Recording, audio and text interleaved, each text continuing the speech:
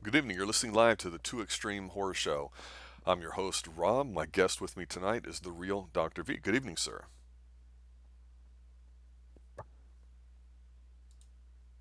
Good evening. Wow, that was a nice, sexy delay. So tonight's movie, Scream, 1996, directed by Wes Craven, written by Kevin Williamson, which we'll talk about in a moment.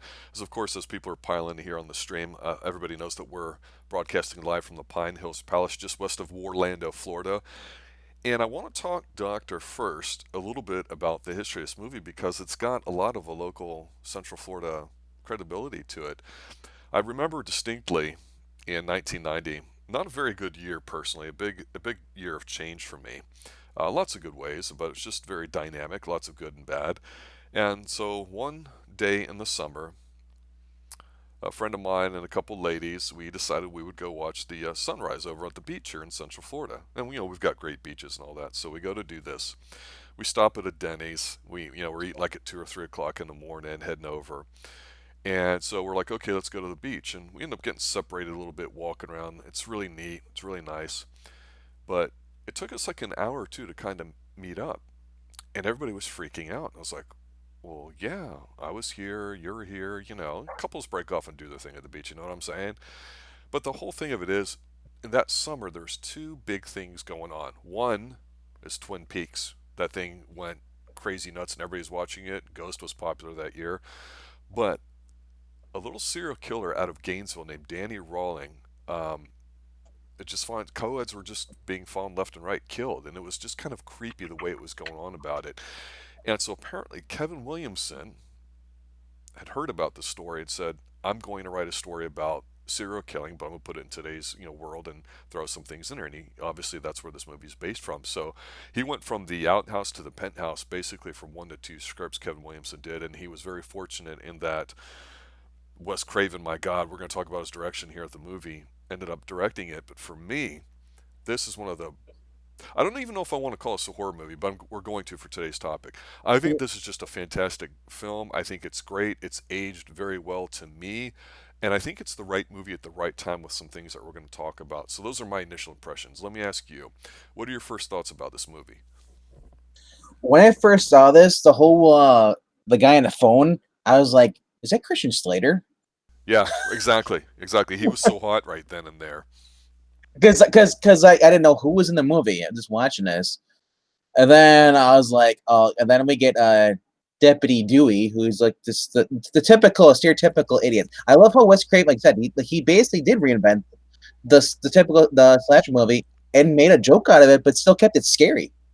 Like he's making Yes. fun of the other ones, like prom night and all the other ones, and he uses the tropes. People say like, oh, if someone tells you, do I'll this, you be don't right run. back. Yeah, I know, yeah, you don't. This the whole tropes, and he makes fun of it because he knows how corny it is to watch some of these movies. You're like, there's a viewer, you're smarter than the person in the movie, but then he makes you double think. It's like, wait, the killer knows this. He's like, well, again, how gee, I'm in for a treat, because I want to. You're intrigued, who's going to be the killer, and it gives you a bunch of red herrings. Do you think of like, so you rule out these people? It's like, well, it can't be this person. This person's dead. Well, this person who couldn't be here because he was here when so and so did this. And it's just like and the mask itself, how cheesy it is, it works. This is your teen slasher movie. The fact that they're using something like that, a Halloween thing. I just love the whole entire round cast. This too. Matthew Lillard is great in this. This is an Uh, all-time stellar cast, and from what I understand, Wes Craven had a big hand in helping select some of these people because this is before Deputy Dewey won the WCW championship, got really popular. This is well, it's true. This is where Rose McGowan, I think, is in here. She's the one in the skirt. Oh yeah, A lot of these people are pretty fresh. Some may have had some experience in some work, of course. Certainly the Fonz, which everybody went crazy in a movie theater dude, for, was a great dude, casting. Lee Schreiber was in this too. He was the one He was that caught was wearing it. accused of yeah, Yes. Now I will he's tell you, accused of killing her mom. yeah. Yeah. Well, that's the whole thing to the movie. I will say this: rewatching it again today, this movie does not lie to you. That's the beauty and genius of it because you're right. There's a lot going on. It's cleverly written. I think at the time seeing it, it was one of those things where it's kind of hip and everybody liked the fact it was making fun of things. I still don't think of this movie as being funny or a comedy. I see it as really a horror movie, maybe a little bit of a thriller because it's not about the killer or the killers.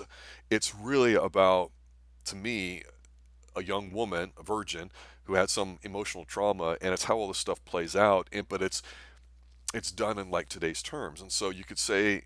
I've heard people arguing, "Oh, this is a really sexist film because the men in here are really awful to the women and are objectified." And then I hear, you could argue to the contrary. No, you see what happens when women cheat and go outside marriage because that's ultimately what happens. And there's a lot of stuff to the story. You're like, damn, there's actually a plot to this. It's not just a cheesy, ooh, let me put on a stupid dumb mask and go around slashing people for 90 minutes. And this is a 2-hour movie.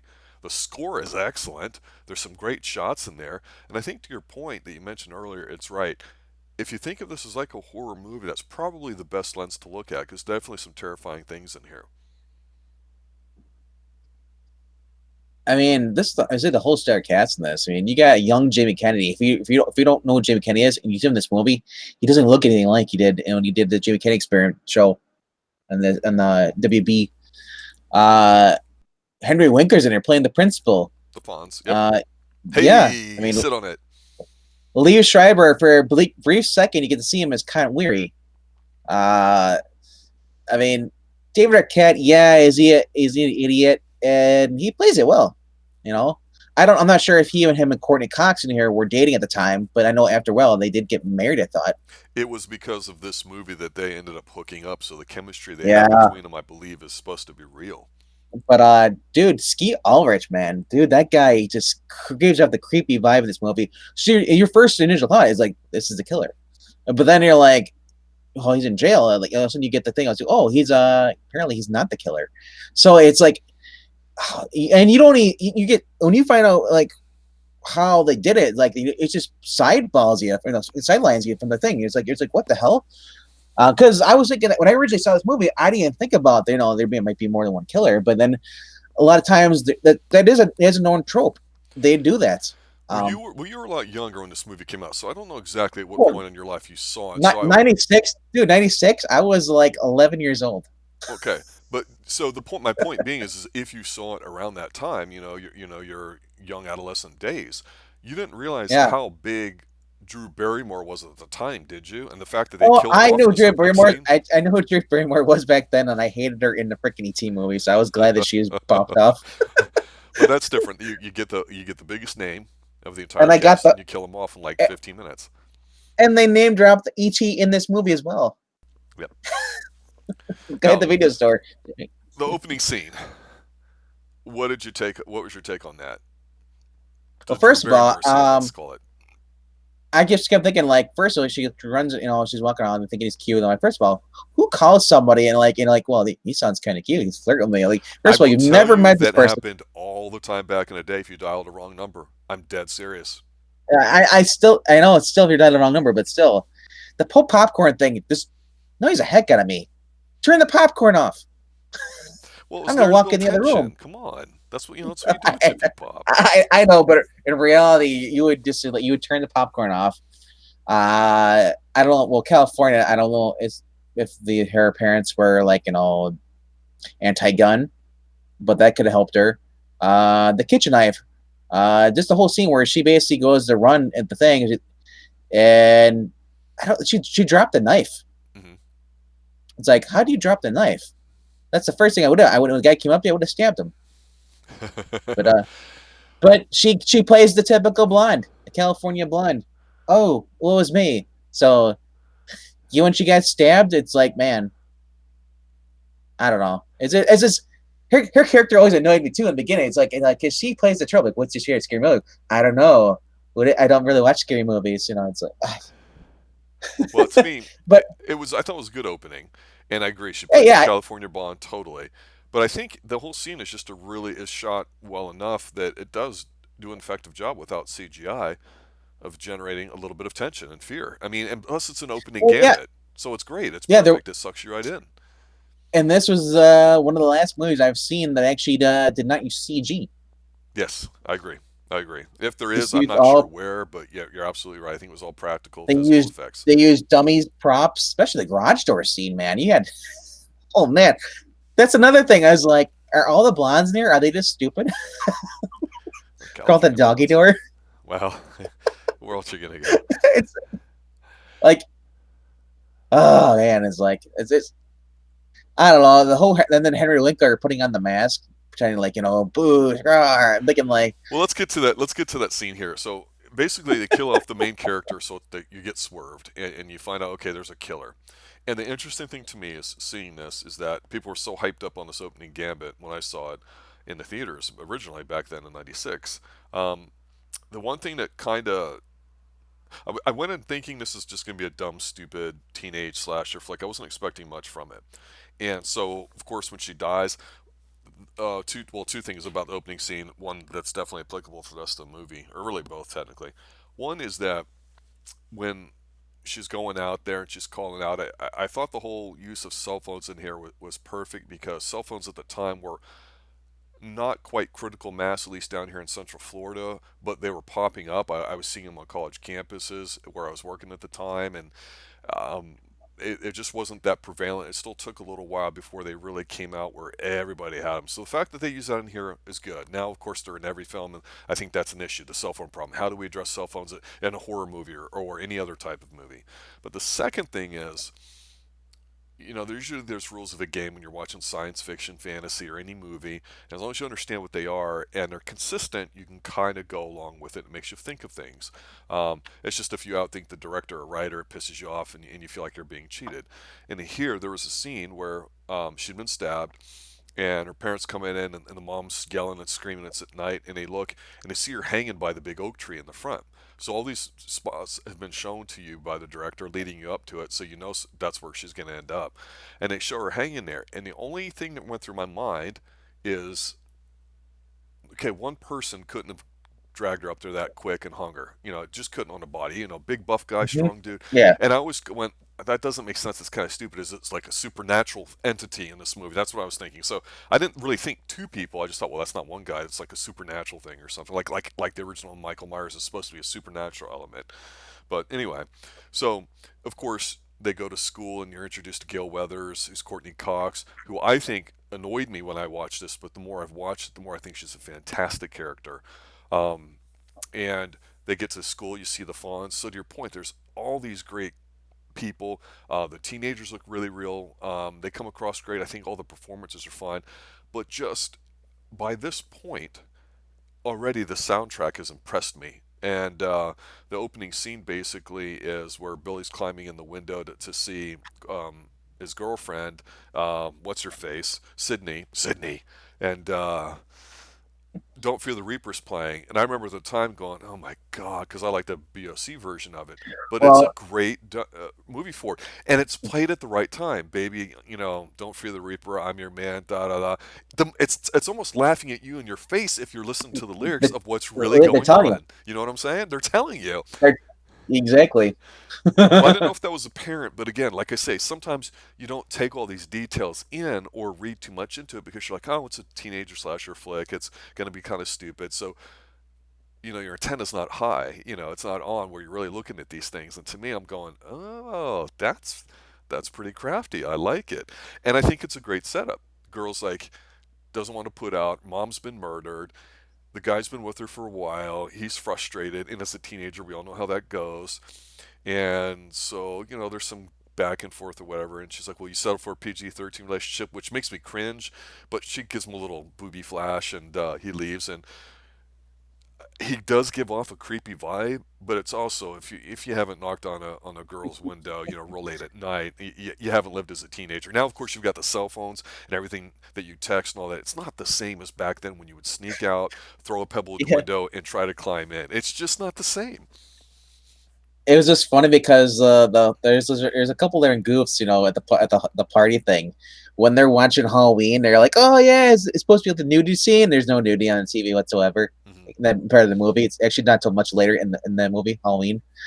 Hmm. And then the other thing is when he walks in the party, you see him take a beer from a kid, and then a minute, and but then he gives it back. But the next shot, you see him, he still has it. Yeah, yeah. Just some Uh, editing goofs, I guess.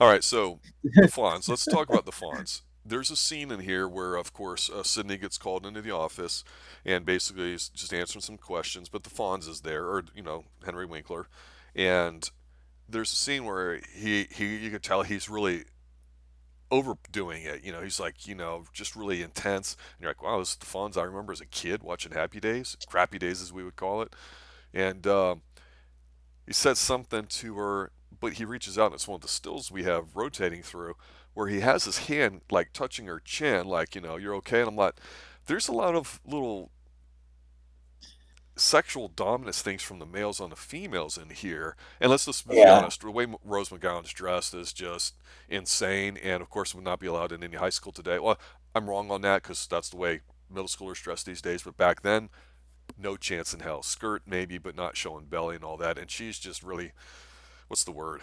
Ripe, I guess, then too. It's like, are you kidding yeah. me? So it's just kind of creepy to see Henry Winkler doing that. So even if you didn't think he was the killer, there's a part of you going, there's one instance where almost everybody's giving you a creepy vibe, and then you're like, well, David Arquette, he's being the doofus guy. Maybe it's him. So automatically your mind is thinking, okay, every guy that comes on screen, maybe they're the killer. Of course, the Fonz isn't, but we'll find out a little bit later what happens. So as we Well, as we go through this middle part here, what are some things that stick out to you? well, just before this, the part where this is right after she was already attacked, the Phil attempt. What's funny is before she went to bed, you could hear Sophia like walking. She walked straight to look behind the couch. That just bugged me when I saw that. I was watching earlier. I don't know if you noticed that. Well, well, here's the scene. I'm going to call it the bus scene. Yeah, when she gets attacked. Okay. When I said this movie has got a great soundtrack, it's got great music too. It's scored so well, and it really is awesome. But you had mentioned in one of our earlier streams about video games, and I wanted to bring this scene up because for some reason it's hard for me to consciously articulate why I think the scene is so striking. But there's a scene where you're right. She gets off the bus and she walks this just sweet, sweet, fantastic crib over there in the California hills, and it's by itself. And she's walking into the house. For some reason, this whole next couple minutes just reminds me of like a video game. I can't explain it. I don't know if it's the slightly angled shots. I don't know if it's the sun setting that doom is coming. It's getting ready to get to be dark, and she's walking, talking to her friends. But for some reason, this shot, maybe it's the music and all the combination of things, it's kind of horrific. I don't know how to explain it. The tone is just really building for me, and that's the only complaint I would make about this movie is I wish it almost stayed darker and true rather than kind of goofy and lighthearted because like I said, there's a lot of dark things coming on, which of course leads to the ending, which is one of the best in any horror movie I've ever seen. But yeah, at this point, she gets attacked, and you sometimes think Ghostface is a little bit of a klutz, I guess, or maybe she's opportunistic. I don't know. What do you think? Well, what's funny about that when she finally gets knocked down, you can tell the stunt double is it's not even her. There's a couple of things you look closely. You can also hear, I guess, when they were filming this, Hmm. is a stunt when she going to go hit him, you're up there and you basically hear him saying, he's like, easy, easy, basically, like, she just kicked him too hard. Yeah, because Neve Campbell, I gotta say, did a great job. Um, and she's did a lot of her own stunts, and she's a dancer, I think, by training. So I respect her performance in here. It's grown on me because at first I was like ambivalent about her, but to your point, doing these kinds of things, it's only grown on me. Good call. Yeah, but like I said, like they pretty much every other woman in this movie except for Courtney Cox is pretty much a ditz.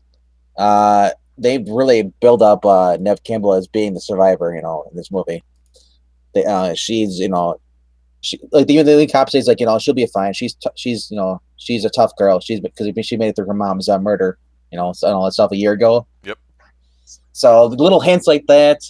Yes, Um, because if you're not paying attention to it, you're going, what's really going on? Why is the killer doing what the killer's doing? Because here, to your point, we have a serial killer here, but there's really not a lot of random deaths, or at least it doesn't seem like it. Like there's not the accidental person in the car driving by that you got to whack, or somebody that walks in on your bathroom while you're harassing somebody. Okay, it's it's very deliberate. So you're going, okay, who's next? What's going on? And there's a little bit of talk back and forth between some of the characters some after each of these scenes to kind of develop the plot. It's not just regurgitated at you in the first 5 minutes or like at the end of the movie with bad writing. There's the scene where she and Courtney Cox, after she had hit her, walks up to her, and this is where I think the Courtney Cox character is really good because she's standing outside the school and they're talking and she's like, oh, sorry about your face or whatever, and they're talking and so you say something about Cotton Weary, and you're like, okay, the guy that had killed her mom or whatever, and she's like, well, you had to write well, a book on it, and she's like, yeah, well, you got what you want. He's in jail, and she's like, well, you don't think he's guilty, and she's like, well, doesn't really matter what I think. Somebody's going to write the book. Might as well have been me. And it's not a stupid, selfish kind of position. It's a no, legitimate. Exactly right. And I thought, if you just think of her as the dumb, stupid reporter, which normally they are, let's be honest, in yeah, movies, it's it's refreshing in a way because at first I was like, okay, I don't know Courtney Cox, I don't care about her, I didn't watch any stuff that she was in, but the '90s well, was all girl power shows, and Courtney Cox to play this kind of role and be strong as well, I thought was an additional plus. she can't. I remember her being in the Masters Universe before this. Hmm.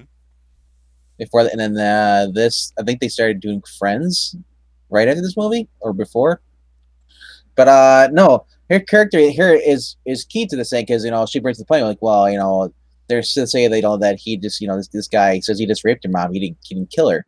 That was him. That he was drunk and somebody framed him, put the jacket and all stuff. Right.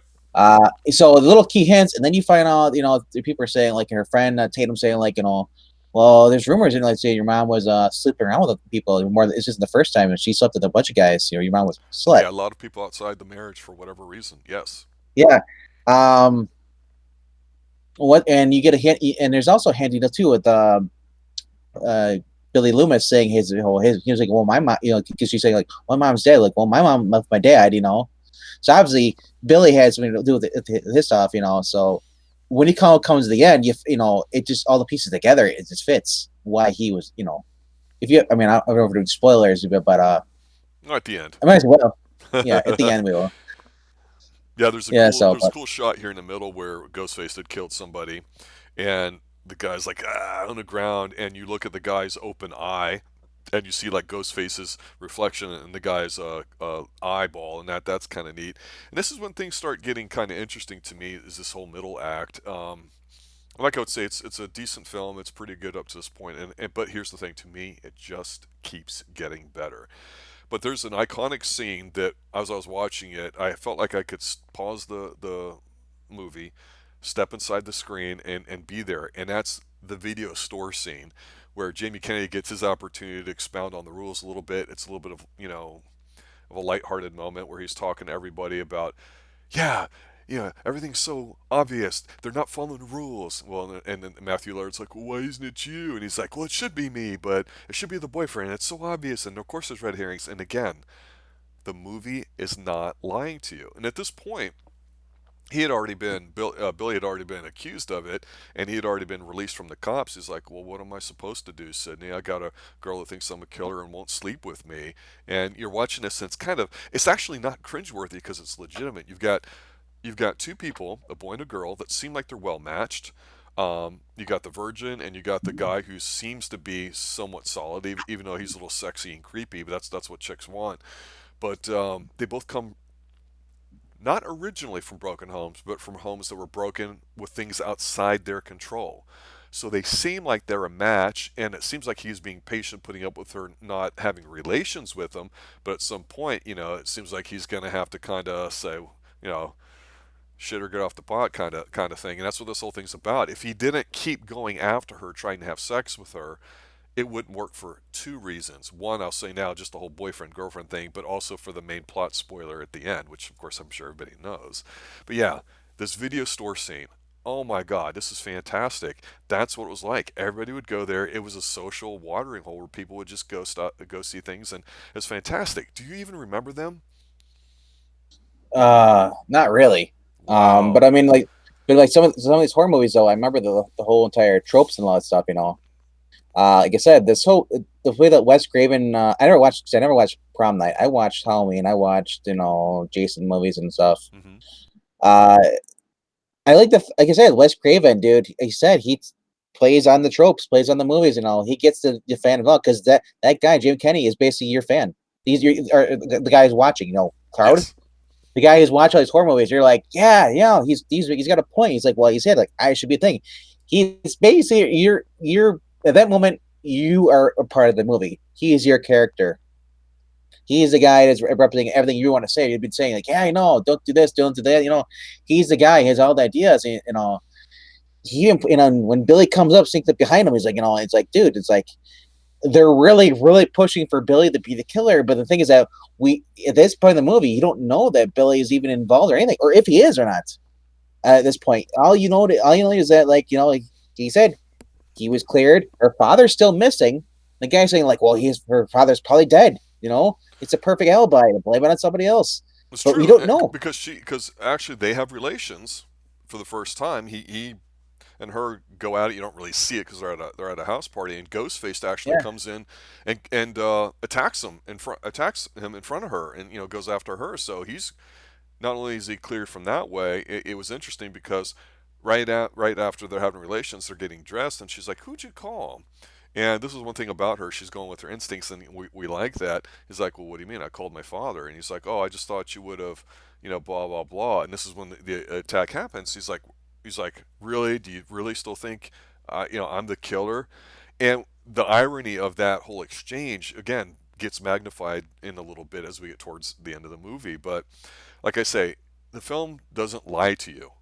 Um, Technically, I guess there's red herrings. I don't know that there is though. When you go back and watch it, if you know everything what happens in the backstory, it's so obvious from the get-go, and that's what's beautiful about it. But again, watching it the first few times, you're like, wow, that's a lot of plot. I don't want to remember it because it's such a good visual movie. You just want to see what happens, and of course, you get the party that they all have at the big house, Sydney's house, at night, and you get the garage scene, which I know you kind of snickered at a little bit. So why don't you describe what's going on here?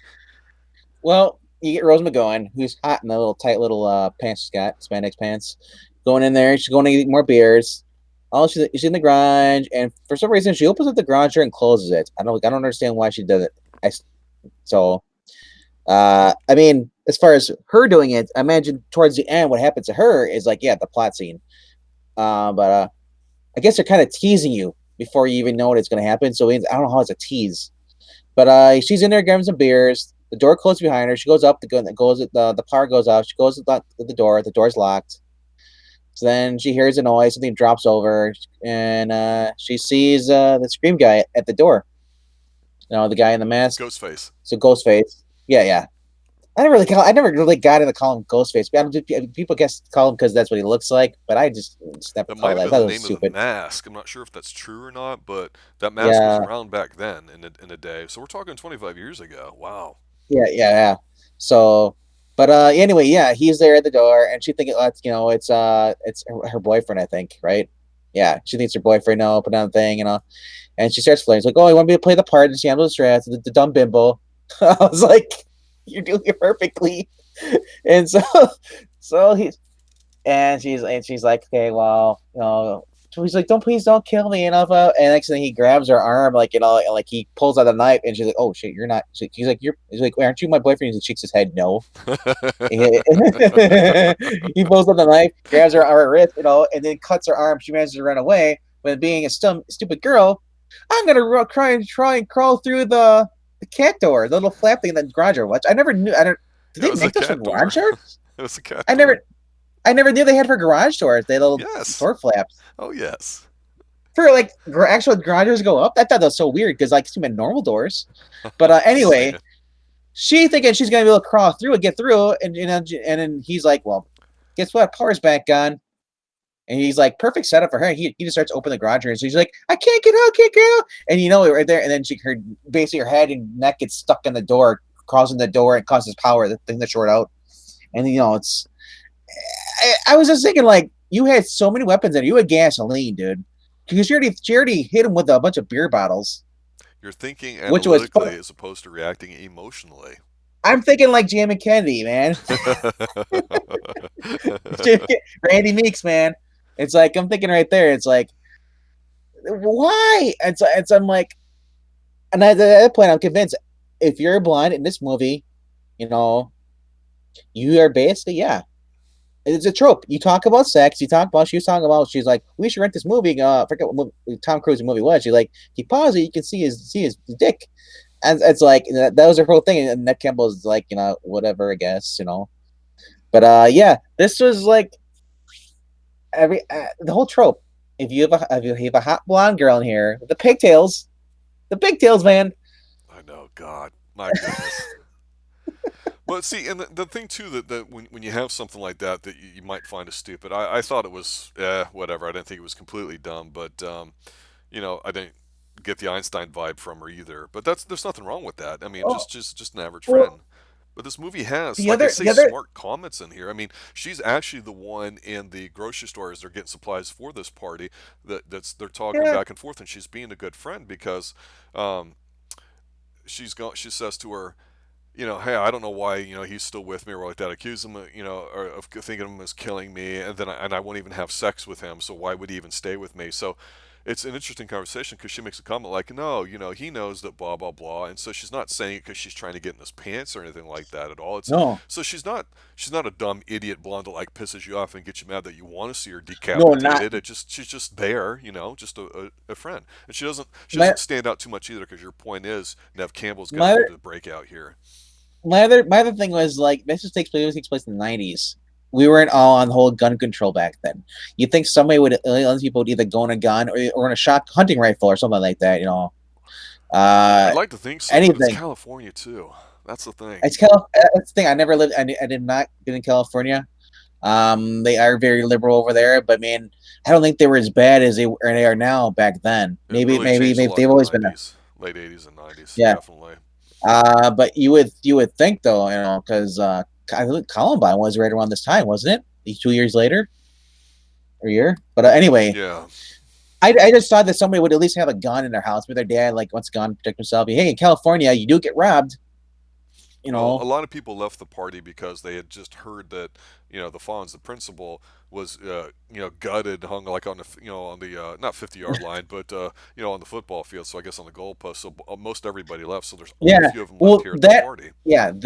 that's when it gave it away for me too. It's like I think I'm thinking there's more than one killer because how the heck would you have first of all pull this stuff off? Is I'm like, well, if Billy's not involved in any of the murders in this one third movie, I was like, dude, this is like really pissing me off because like he's just a creepy sick dude. Then, like, but then again, I would have been a better ending for me having Billy just being not involved whatsoever. I don't know, but this ending is one of the greatest endings of any movie of all time because they do something that, to my knowledge, has never been done in any other film before. Like I've said before, this film does not lie to you. And at this point here, where there's just a couple of them in the house, basically it turns out the two guys kind of corner Sydney in the kitchen, and they basically are like, surprise, surprise, it's me, it's us. And you're going, it all makes perfect sense. So not only do they explain it all to you, and you're like, okay, that's the end of the movie because you get the plot and they're going to kill her. She'll end up surviving, happy ending, whatever you want to call it. It actually takes its time doing it. And like I say, it does it in a way that is just absolutely tremendous. And this is, I was shocked at how awesome this ending was because at first it seems really dumb and stupid, but you're like, you know what? That's what everybody said about Beavis and Butthead in the 1990s, the early 1990s when Beavis and Butthead started. Well, they're dumb, and it's like, yeah, that's exactly the point. They're stupid. They're supposed to be like how kids are today with helicopter parents. Well, it's true.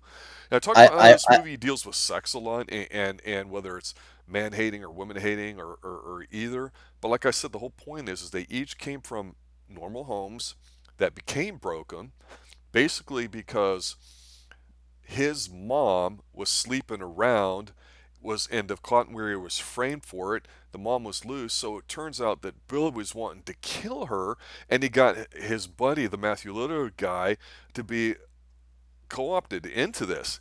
And it makes complete sense. And they're standing there in the kitchen, and the whole idea is they're going to kill her. They explain everything to you.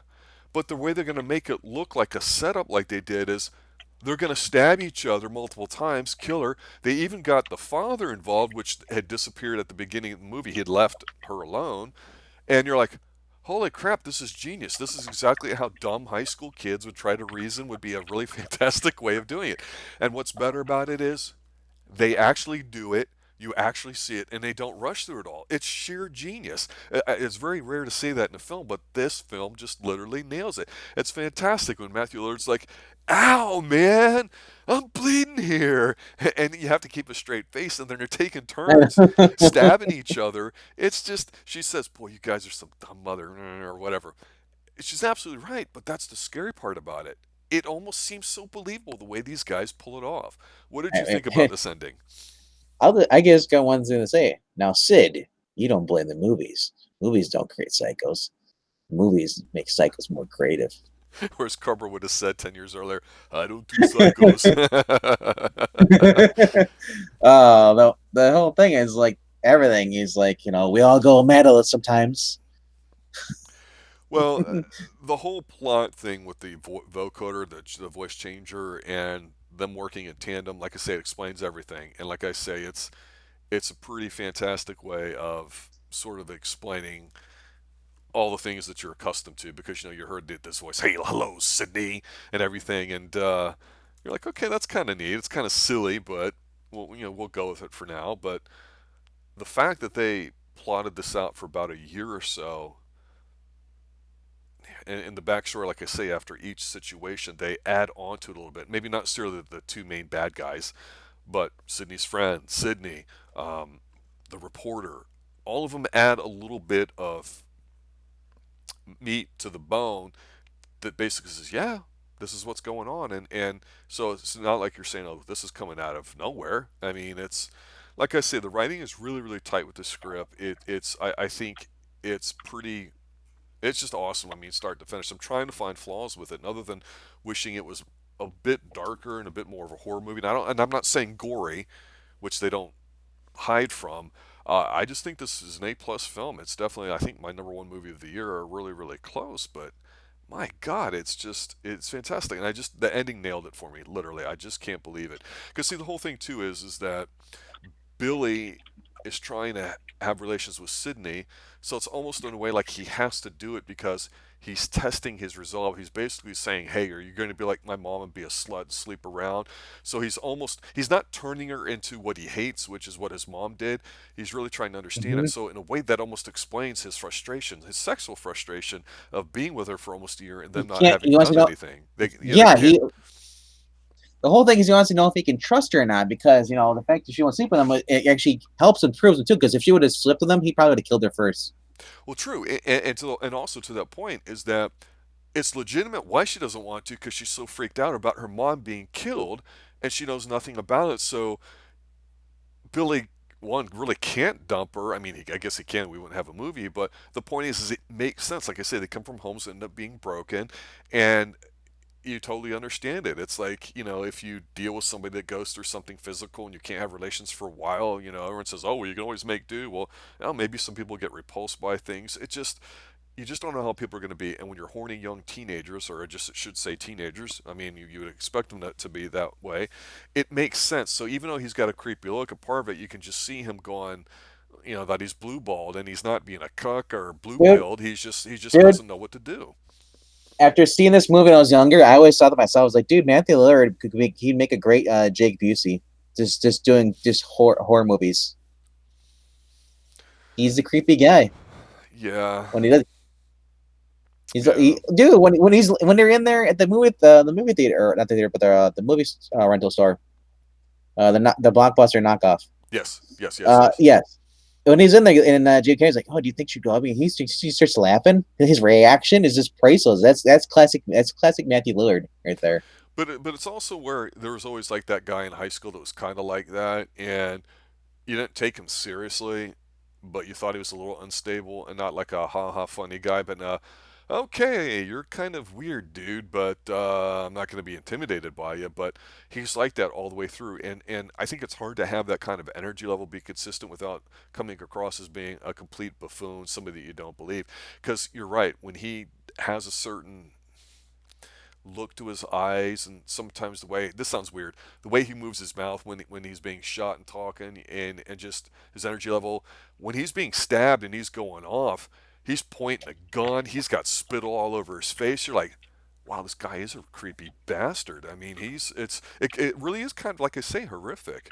um, Obviously, things don't go as planned for Billy and Stu, and Gail, who had been attacked, of course, survived. Sydney comes in, and they end up basically killing him, and the father's fine and all that. So I don't know if it's really a happy ending because, yeah, she survives, but she's not a virgin, which horror movie tropes, you got to be the virgin to survive. It's another, we would say, the old expression is sins of the father, the son gets them, but it's really more of like the sins of the family in the way, because technically Sydney didn't do anything wrong. She's suffering. You could say technically Billy did nothing wrong either, and he doesn't understand why. Of course, he's the predator and is going after Sydney. So, like I said, I don't think it's a man-hating movie or a woman-hating movie, but definitely the whole sex thing to it and the history behind it is integral to what happens. And all I gotta say is, I rewatched it again this morning, and for my final thought of this, I'm just gonna throw something at you and see if it's obvious. The very beginning of the movie, after the Drew Barrymore scene, when Sydney's talking to her father and Billy's, trying to come into the room and all that. The father's getting ready to go. As we talked about before, and it just hit me, at the end of the movie, you know that there's the two killers, right? Mm-hmm. So if Billy's up there talking to her while the song's playing that we talked about, the Blue Oyster Cult song "Don't Fear the Reaper," the Mm-hmm. remake.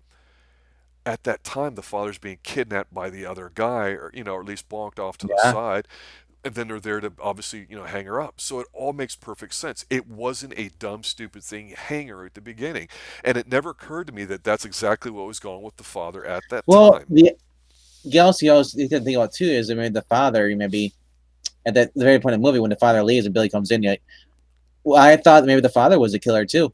I didn't rule it out because I was like, dude, Billy is creepy as it is, but he could be deceive you. He's a red herring, Yeah, just to make you think that. So the father is seen leaving, but and then remember this is back in like in the 90s, cell phones, but people did have payphones. But I yeah, mean, trying to get a hold of someone, yeah, sometimes it can happen. It's understandable, but the fact he didn't check at the hotel. Why didn't he check at the hotel? Is he upset because his wife is murdered? Is he, is did he murder his own wife and blame yeah, the other kid that was cheating on him? It's if that's true, the whole adultery thing. I was thinking that too. Is like maybe he found out he killed his own wife and then blamed it on the guy. exactly, exactly. So it's like, and I love these movies. These are your who did it movies. I love these, and they're done right, done well. It's like, dude, uh, I don't know if we'll ever see another horror movie like this in its gen, and but it'll never be as close as being as perfect as this one is. But I love these when they actually make you guess, make work. I hate the lazy. Oh, it's supernatural. Demon did it. I know. It's like, dude, I like when it's actually a thriller and it's actually a human being. There's no supernatural stuff in it. I love that stuff. You know.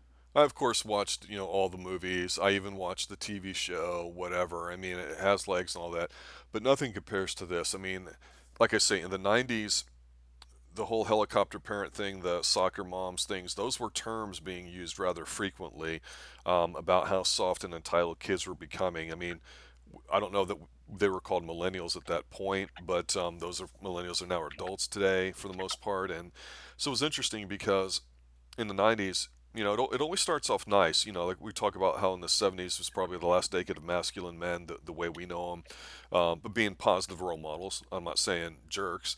But then in the '80s, the father at best was the absentee guy or the one we'd always make fun of, and it was nice and cute. And then in the '90s, pretty much almost everything died, and you just had this grunge softy kind of music, and there was all these girl power things over there was the Spice Girls, the Indigo Girls, there was all the TV shows, there was Buffy, there was Charmed, there was you name it, it was there. Veronica Mars, Friends, everything that made fun of guys openly, and it was kind of like, haha, it's kind of cool to make fun of guys and treat them as dopey and stuff. So when a movie like this came out in the middle of the decade, I think it kind of nailed all those things to it. We always love a strong, independent woman, not a man hating feminist, everything's equal, because that's not how life is.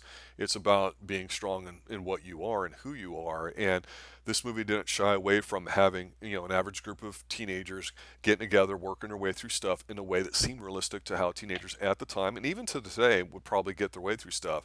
And it's amazing because there was a lot of talk about how this is a campy kind of fun movie. I don't think this movie's fun at all. There's a lot of trauma. There's a lot of, like I said, sexual dominance things going on here from men to the women. But the women kind of know they're in control. They're self-aware of what's up, and they don't shy away from it.